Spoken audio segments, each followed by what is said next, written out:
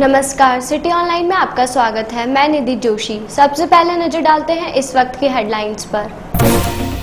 छात्र संघ चुनावों को लेकर यूनिवर्सिटी प्रशासन हुआ मुस्तैद, शांति से चुनाव संपन्न कराने की अपील। जयपुर सहित प्रदेश भर में वकीलों का न्यायिक कार्य बहिष्कार जारी, 3 सप्ताह से जारी है विरोध। और श्री कल्याण धनी की लक्खी पदयात्राएं शुरू, श्री जी की जयकारे लगाते निकले पदयात्री।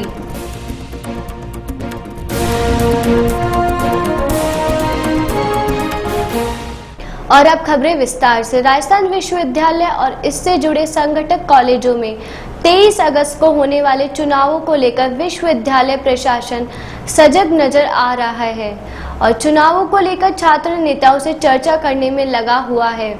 विश्वविद्यालय प्रशासन ने शनिवार को चुनावों को लेकर छात्र नेताओं से वार्ता की और चुनावों को लेकर नियम बताए। इस मौके पर जयपुर पुलिस के आला अधिकारी भी मौजूद रहे और उन्होंने भी छात्रों से चुनावों को शांति से संपन्न कराने की अपील की। यूनिवर्सिटी प्रशासन और स्टूडेंट्स में आपस में समन्वय रहे और इसीलिए काफ़ी पहले हमने इसको प्लान करके इसको आयोजित किया है और हमें उम्मीद है इस बार हम पहले से बेहतर चुनाव करा पाएंगे। इसमें यही कहा है, हमने कानून का, जैसा आपने सुना, डर नहीं कहूँगा उसको, लेकिन कानून की एक फैक्चुअल पोजीशन है जो आगे जाके दुख देती है।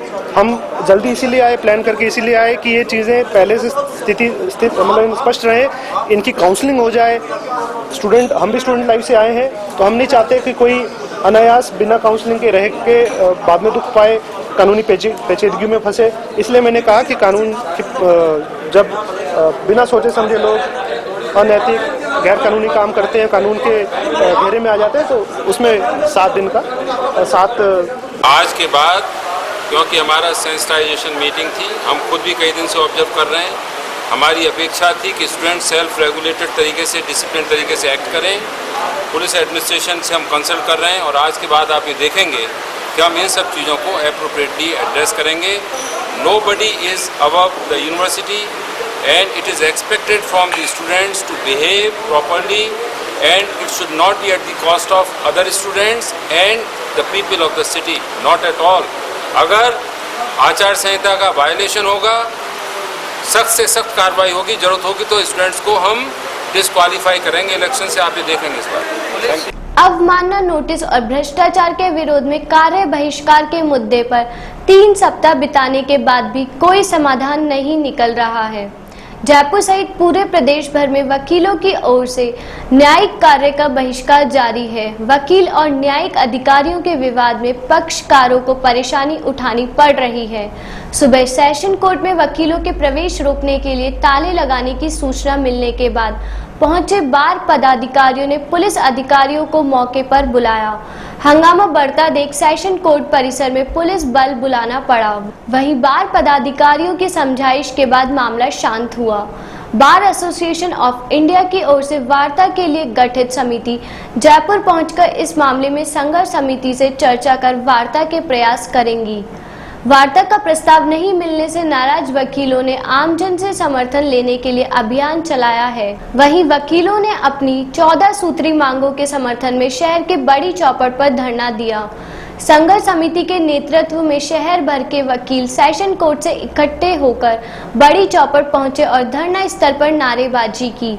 वहीं अध्यक्ष गोपेश कुंभज ने न्यायिक प्रक्रिया में भ्रष्टाचार के मुद्दे पर जनता का समर्थन लेने की बात कही। वहीं मांगे पूरी नहीं होने तक आंदोलन जारी रखने की चेतावनी दी। आज सुबह से हमारे प्लान था कि न्यायालय में एक रैली निकाल के और यहाँ धरना स्थल पे बड़ी चौपट पर हम एकत्रित होंगे। पिछले 25 दिनों से आंदोलन शांतिपूर्वक चल रहा है, किंतु आज न्यायालय प्रशासन के द्वारा माननीय डीए साहब और सीजेएम साहब के द्वारा शायद ये सब प्रयास किया गया कि न्यायालय परिसर के जो अंदर बरामदों के जो गेट हैं, मेन गेट जहाँ पे अधिवक्ता बैठते हैं, उन्हीं को बंद कर दिया गया और लगभग 10:15 बजे भी वो बंद थे। हम सब वहाँ पहुँच चुके, 10:30 तक बंद थे। जब हमने पूछा कारण तो उन्होंने कोई कारण नहीं बताया और समझ में यही आया हमारे कि जो शांतिपूर्वक आंदोलन चल रहा है अधिवक्ताओं को, वो कहीं ना कहीं ऐसा चाहते हैं कि पुलिस से अधिवक्तागण जूझने लग जाए, मुठभेड़ हो जाए। पुलिस अधिकारियों ने भी शांति रखी, हमने भी शांति रखी। हाईकोर्ट प्रशासन से बात की गई तो उन्होंने, जब हाईकोर्ट प्रशासन से बात की गई तो ये पता चला कि वहाँ से कोई ऑर्डर नहीं निकला है इन गेटों को बंद करने का। तब उन्होंने यहाँ के अधिकारियों को, न्यायाधिकारियों को लताड़ लगाई और उसके बाद ये गेट खुलवाए गए। इससे प्रतीत हो रहा है कि कहीं ना कहीं वो गिल्टी कॉन्शियस है, वो कहीं ना कहीं ऐसी गलतियां और करते जा रहे हैं, गलतियों पे गलतियां, कि जिससे न्यायपालिका की गरिमा गिरती जाए। और हम ऐसे ही अधिकारियों के खिलाफ आंदोलन कर रहे हैं जो कंटेम्प्ट कानून का दुरुपयोग करते हैं, जो भ्रष्टाचार करते हैं और जिससे आम जनता सबसे ज्यादा पीड़ित रहती है। और आज ये धरना जो रखा गया है बड़ी चौपड़ पे, ये भी उसी श्रृंखला में रखा गया है कि जब तक हमारी सारी जायज़ मांगें पूरी नहीं हो जाएगी हम आंदोलन की राह पे चलते रहेंगे।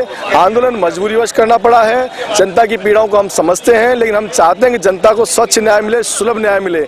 जब तक अधिकारी अपनी गरिमा को नहीं समझेंगे, न्यायालय की गरिमा को नहीं समझेंगे, तब तक ऐसा संभव नहीं होगा। तो जो गैर जिम्मेदार अधिकारी हैं उनके खिलाफ कार्रवाई तुरंत हो। जो डीजे माहेश्वरी है, दीपक माहेश्वरी, उसके द्वारा ये अधर्मिता करते हुए आज न्यायालय के गेटों को बंद किया गया, जबकि उच्च न्यायालय प्रशासन का इस प्रकार का कोई भी आदेश नहीं था।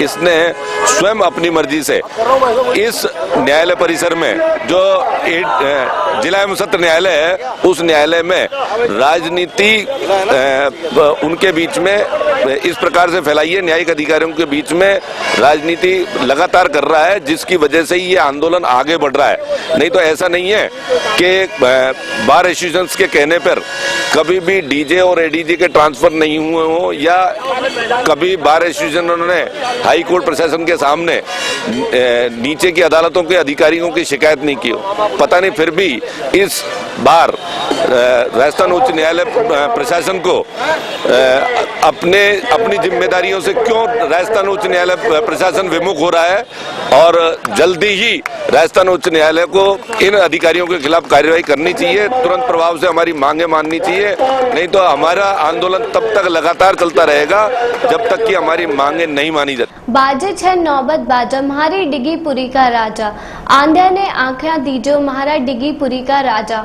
और कल्याण जी महाराज की जयकारे लगाते भक्तों का विशाल समूह शनिवार को जयपुर ताड़केश्वर महादेव मंदिर चौड़ा रास्ता पहुंचकर डिगीपुरी की पदयात्रा में शामिल हुआ। भक्तों ने बाबा ताड़केश्वर नाथ के सुबह मंगला आरती में दर्शन किए। इसके बाद उन्होंने भजन कीर्तन किया। इस ऐतिहासिक पदयात्रा को सांसद रामचरण बोहरा, विधायक सुरेंद्र पारिक और यात्रा के सूत्रधार श्रीजी शर्मा सहित अनेक साधु संत व गणमान्य लोगों ने ध्वज प्रदान कर रवाना किया। श्री कल्याण डिगीपुरी पदयात्रा संघ की ओर से 49वीं लक्खी पदयात्रा को लेकर भक्तों में विशेष उत्साह देखा गया। भक्त देर रात से ही कल्याण जी की सजी झांकियों के साथ हर्षोल्लास के साथ समूह में पहुंचे। पदयात्रा में लोगों का उत्साह देखते ही बन रहा था। बच्चों, बड़ों, पुरुष, महिलाएं रंग बिरंगे परिधानों में नजर आ रहे थे। चारों ओर एक अलग ही नजारा देखने को मिला। प्रदेश में अच्छी वर्षा और खुशहाली की कामना के साथ रवाना हुआ यात्रा दल यहां से आगे बढ़ा और गणेश जी मंदिर सांगानेर होते हुए कल्याण धनी के दरबार की ओर कूच किया। कल्याण डिगीपुरी पदयात्रा संघ के महामंत्री निरंजन लाल शर्मा ने बताया कि इस ऐतिहासिक और श्रद्धा भाव से परिपूर्ण पदयात्रा के लिए भक्तों को इंतजार रहता है। प्रदेश की सबसे बड़ी पदयात्रा का जिक्र करते हुए उन्होंने बताया कि इस पदयात्रा में चारों ओर से करीब 200 गांवों के लोग भाग लेते हैं, जो मुख्य यात्रा में शामिल होकर डिग्गी बाबा के यहां पहुंचते हैं। यात्रा के मुख्य सूत्रधार एवं संघ अध्यक्ष श्रीजी शर्मा ने बताया कि हर वर्ष की भांति इस बार भी कल्याण जी महाराज की पद यात्रा मेला सावन सुदी 6 शनिवार को ताड़केश्वर मंदिर से शुभारंभ हुआ। इस दौरान भक्त दंडवत करते, ढोक देते और कल्याण जी को मनोकामना के लिए विनती करते रवाना हुए। आज शाम को पदयात्रा मदरामपुरा के बालाजी पहुंचेगी, जहां रात्रि भजन संध्या के आयोजन होंगे। इसके बाद पदयात्रा रविवार को प्रातः रेलवाल, 4 को फागी, 5 को चौसला होते हुए 6 को डिगी कल्याण जी पहुंचेगी।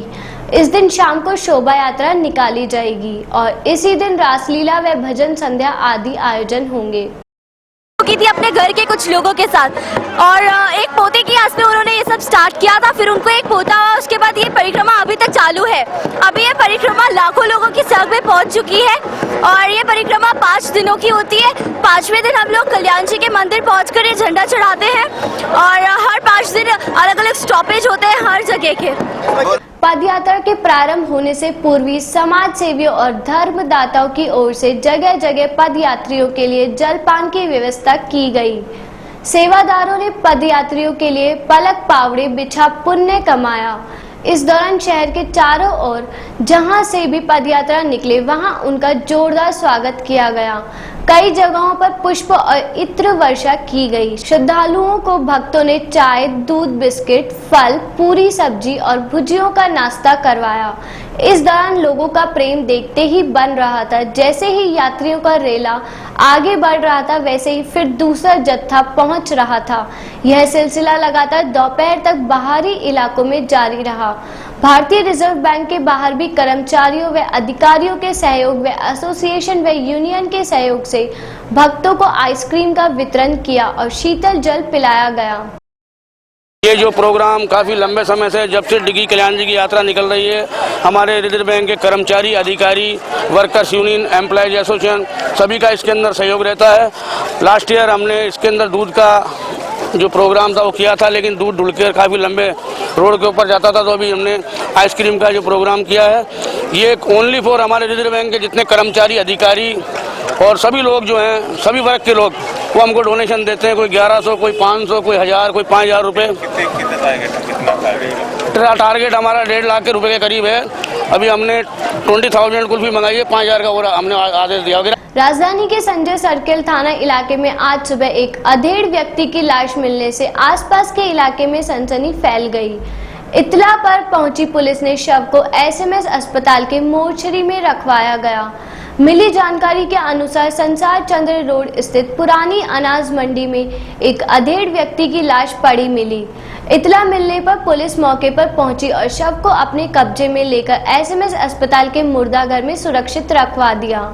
पुलिस ने बताया कि मृतक की अभी शिनाख्त नहीं हो पाई है, जिसकी उम्र 45 से 50 साल के बीच बताई जा रही है, जो एक भिखारी जैसा दिखाई दे रहा है। फिलहाल पुलिस शिनाख्त के प्रयास कर रही है। बरसात के मौसम के आने के साथ ही अस्पतालों में मौसमी बीमारियों से पीड़ित मरीजों की संख्या में बढ़ोतरी हुई है। इन दिनों सरकारी और निजी अस्पतालों के आउटडोर में मरीजों की संख्या में करीब 20 से 25% इजाफा हुआ है। बहरहाल सरकार के चिकित्सा महकमे ने मच्छर नियंत्रण गतिविधियों को शुरू करने का दावा किया है। साथ ही डेंगू और मलेरिया की स्थिति पर भी नियंत्रण का दावा किया गया है। प्रदेश के मौसम के मिजाज में बदलाव के चलते एक बार फिर मौसमी बीमारियों के ग्राफ में इजाफा हुआ है। इन दिनों अस्पतालों में बुखार के केसेज की संख्या बढ़ी है। गर्मी के मौसम की विदाई और बरसात के आगमन के साथ ही डेंगू और मलेरिया के केसेस की संख्या में भी इजाफा होने के साथ साथ इन दिनों वायरल एलर्जी के मरीज भी बड़ी संख्या में आ रहे हैं। एसएमएस अस्पताल के अतिरिक्त अधीक्षक डॉक्टर अजीत सिंह ने बताया कि जहां 10 दिन पहले तक धन्वंतरी ओपीडी में आने वाले मरीजों की औसत संख्या औसतन 8-8.5 हजार मरीज आते थे, वहीं इन दिनों यह आंकड़ा 11,000 के आसपास है। हालांकि प्रदेश के सबसे बड़े एसएमएस अस्पताल में मच्छर जनित डेंगू और मलेरिया के रोगियों की संख्या में कोई खास इजाफा नहीं हुआ है, लेकिन अस्पताल प्रशासन ने आने वाले दिनों में आंकड़ा बढ़ने की आशंका है। निश्चित रूप से जो वातावरण के तापमान में वृद्धि हुई है, साथ में जो मौसम को देखते हुए बरसात का है, कभी उमस है, उसको देखते हुए मच्छरों का पनपना वाजिब है। इसके साथ साथ जो मच्छरों की संख्या बढ़ेगी, निश्चित रूप से मच्छरों से जनित बीमारियों का बढ़ावा होता है। अगर अपन एक 2-3 दिन का पिछला डेटा भी अगर देखते हैं तो अभी पिछले 2-3 दिन से एसएमएस अस्पताल का जो आउटडोर है वो 10,000 साढ़े 10,000 के बीच में रन कर रहा है, जो कि इनिशियली अभी पिछले 15 दिन तक 8,000 का था। तो निश्चित रूप से 2 से 3,000 मरीजों की संख्या में वृद्धि हुई है। लेकिन डेंगू है, मलेरिया है, इनके डेटा को अगर अपन देखते हैं तो जनवरी से लेके अब तक की, जो कि अब अगस्त महीना चालू हो गया है, उसको देखें तो करीब 40-45 केस हमारे पास मलेरिया के हैं और लगभग इतने ही केस डेंगू फीवर के आए हैं। लेकिन जो पिछले वर्षों का आंकड़ों का अनुमान है उसको देखते हुए आने वाले 2 महीने सितंबर और अक्टूबर, इन 2 महीनों के अंदर जो है डेंगू और मलेरिया का पिछले वर्षों में भी काफ़ी ज़्यादा प्रकोप रहा है और आने वाले इस साल भी ये आशंका जताई जा रही है कि हो सकता है कि मलेरिया डेंगू के केसों में आने वाले दिनों में, आने वाले महीनों में उनकी संख्या में वृद्धि हो। निजी अस्पतालों में भी मौसमी बीमारों की संख्या में बढ़ोतरी हुई है। बरसात के चलते पानी के जमाव और मच्छरों की सक्रियता बढ़ने से डेंगू, मलेरिया और चिकनगुनिया जैसे रोगों के तेजी से सिर उठाने की संभावना है। एसएमएस अस्पताल के अतिरिक्त अधीक्षक डॉक्टर अजीत सिंह ने बताया कि मच्छरों से बचाव के उपाय अपनाए जाए तो इन रोगों से काफी हद तक बचा जा सकता है। वहीं डेंगू और मलेरिया रोगियों को खून की ज्यादा जरूरत होने को ध्यान में रखकर अस्पताल प्रशासन ने ब्लड बैंक स्टाफ को भी सतर्क कर दिया है। के लिए वैसे तो चिकित्सा एवं स्वास्थ्य विभाग पूर्ण रूप से सजग है, साथ ही जो मलेरिया की जो यूनिट है चिकित्सा विभाग की वो इस काम को देखती है। गांवों के अंदर जो पानी का निकास है, पानी का स्टेसिस है, उस पर ध्यान दिया जाता है। साथ ही जो एंटी मॉस्किटो मेजर्स हैं उनके ऊपर आम जनता को एजुकेट किया जाता है ताकि आम जनता मच्छरों से कैसे बच सके। टीम के हिसाब से अभी पिछले जो वीक में डेंगू का हमारे पास एक भी केस रिपोर्टेड नहीं है, लेकिन मलेरिया के 2 केसेज आए हैं। लेकिन पिछले जो 7-8 महीने हम जो व्यतीत हुए जनवरी से लेकर जुलाई एंड तक की भी अगर बात करते हैं तो टोटल अब तक इस वर्ष में टोटल 40-45 का फिगर डेंगू का और इतना ही फिगर मलेरिया का रहा है। निश्चित रूप से क्योंकि डेंगू के अंदर प्लेटलेट एक टारगेटेड सेल्स होती हैं ब्लड की, जो कि काफ़ी संख्या में जो है कम हो जाती है और उसको उस प्लेटलेट का एक मुख्य काम ये होता है कि वो खून का थक्का बनाती है और साथ ही जो शरीर के अंदर ब्लड स्राव को कम करती है। तो जहाँ पर प्लेटलेट की संख्या कम होती है निश्चित रूप से आने वाले 2 महीनों के अंदर ब्लड बैंक के ऊपर प्लेटलेट और RDP, single donor platelet, random donor platelet, इनका निश्चित रूप से दबाव होगा। उसकी व्यवस्था को देखते हुए एमओआईसी ब्लड बैंक और हमारे पूरे एसएमएस के अंदर जो ब्लड बैंक की सुविधा है उसको सुचारू रूप से हमारी पूरी टीम जो है सजग रूप से काम कर रही है। और आने वाले टाइम में जो भी पेशेंट एसएमएस अस्पताल में आता है उसको किसी तरह की समस्या का सामना नहीं करना पड़े, ये हम प्राइमरी स्तर पर सुनिश्चित कर रहे हैं। लोकप्रिय कर्मचारी नेता व इंटक यूनियन के संस्थापक स्वर्गीय श्री मांगीलाल शर्मा की 21वीं पुण्य स्मृति में पानीपेट स्थित वाटर वर्क्स चौराहे के पास PHED स्पोर्ट्स क्लब जयपुर में रक्तदान शिविर का आयोजन किया गया, जिसमें खिलाड़ियों सहित अनेक लोगों ने स्वैच्छिक रक्तदान किया। इस मौके पर लोगों ने नेत्रदान के संकल्प फार्मी भरे। प्रांतीय नल मजदूर कर्मचारी यूनियन इंटक के प्रदेशाध्यक्ष राजकुमार शर्मा ने बताया कि हर वर्ष की भांति इस बार भी स्वर्गीय श्री मांगीलाल शर्मा की पुण्यतिथि मनाई गई, जिसमें लोगों ने बढ़ चढ़कर रक्तदान किया। हिंदुस्तान के लोकप्रिय श्रमिक नेता रहे स्वर्गीय मांगीलाल शर्मा जी की 21वीं पुण्यतिथि के अवसर पर जलदायी कर्मचारियों और PHED स्पोर्ट्स क्लब के खिलाड़ियों ने रक्तदान शिविर का आयोजन किया, रक्तदान दिया और निःशुल्क नेत्र शिविर भी लगाया गया। सबसे बड़ी हमारे जो कर्मचारी नेता के प्रति सच्ची श्रद्धांजलि हमने आज रक्तदान देकर के की है। और हम चाहते हैं कि क्योंकि हम सोचते हैं कि अनगिनत रक्त के कमी के कारण अनगिनत जानें चले जाती है, अकाल मौतें हो जाती है। हमारे ये जो रक्त जो डोनेट हुआ वो किसी की जान बचे तो हम अपने आप को बहुत सौभाग्यशाली मानेंगे। और हर साल हर वर्ष हम इनकी पुण्यतिथि और जन्मतिथि पर ब्लड डोनेट का कार्यक्रम रखते हैं, रक्तदान शिविर करते हैं और रक्तदान शिविर को कार्यक्रम को हम डोनेट करते हैं।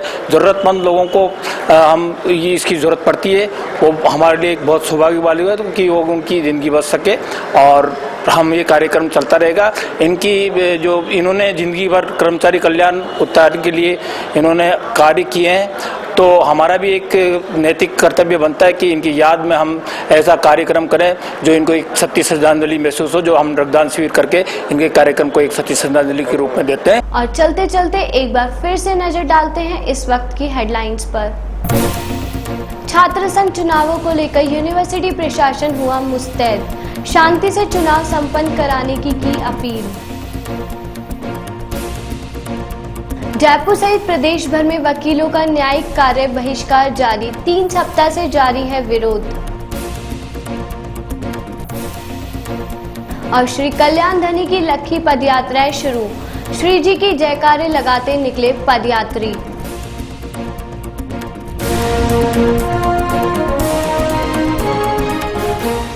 फिलहाल खबरों में इतना ही। आप बने रहिए हमारे साथ शहर की हर खबर सिटी आई पर। नमस्कार।